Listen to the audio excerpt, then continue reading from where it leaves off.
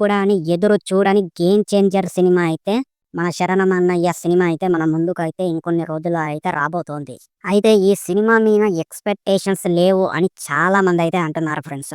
నిజానికి చెప్పాలి అంటే నిజంగా ఎక్స్‌పెక్టేషన్స్ అయితే ఎవ్వరికీ లేవు. ఎందుకంటే టీజర్ వ్యూసే రాలేవంత ఆనమంటే ఇక ఎక్స్‌పెక్టేషన్స్ ఏ విధంగా ఉంటాయి అనేటువంటిదైతే మీరే చెప్పాలి అన్నమాట. ఎందుకంటే సాంగులు కూడా గుద్దలుగా బావుంటాయి ఈ సినిమాలో అని 'శంకర్ అంకుల్' గప్పాలు కొట్టాడు. కానీ సాంగులు కూడా ఏవి కూడా అంత వైరల్ అవ్వలేదు. ఎవడు కూడా ఆ సాంగ్‌లనైతే దేకలేడనమాట. అండ్ ఈ సినిమా మీద ఎందుకు ఎక్స్‌పెక్టేషన్స్ లేవో ఈ వీడియోలో ముందు ముందు తెలుసుకునేటువంటి ప్రయత్నం అయితే చేద్దామనమాట.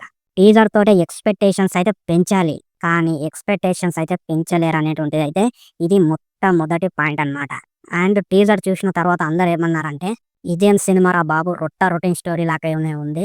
తండ్రి కొడుకుల స్టోరీ లాగానే ఉంది. ఇది ఏం కొత్త స్టోరీ అయితే ఏం కాదు.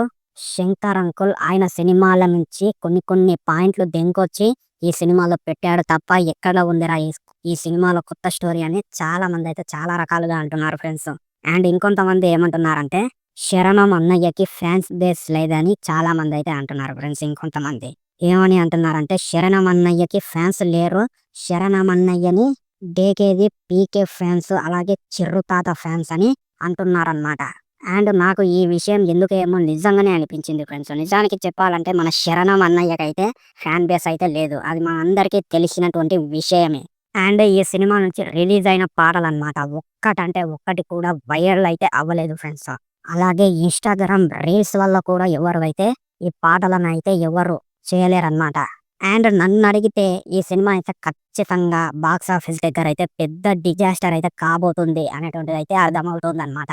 ఎందుకంటే 'శరణమన్నయ్యకి' ఫ్యాన్స్ లేకపోయినా కరెక్ట్ కంటెంట్ ఉంటేనే కదా ఎవడైనా సినిమాని చూసేది. అదే నిన్న మొన్న తీసినటువంటి సినిమాల నుంచి దెంకొచ్చి ఈ సినిమాలో ఇదే కొత్త స్టోరీ అన్నట్టు చూపిస్తే ఎవరు బేకుతాడు?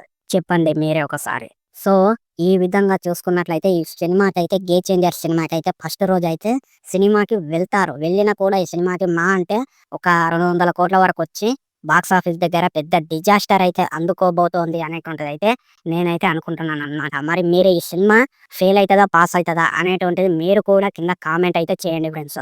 హైప్ లేదని చాలా మంది అంటున్నారు కానీ ఇది మాత్రం నిజం అనమాట. సో, మరి ఈ సినిమా గురించి మీరేమనుకుంటున్నారు? ఫ్లాప్ అయితదా? హిట్ అయితుందా? అనేటువంటిది డెఫినెట్‌లీ కింద కామెంట్ చేయండి. అలాగే ఇలాంటి లేటెస్ట్ అండ్ ఇంట్రెస్టింగ్ అప్డేట్స్ కోసం మన ఛానల్‌ని సబ్స్క్రైబ్ చేయండి. మళ్ళీ ఇంకో చక్కటి కంటెంట్ తోటి మళ్ళీ కలుద్దాం. అప్పటి వరకు సైనింగ్ ఆఫ్. బాయ్.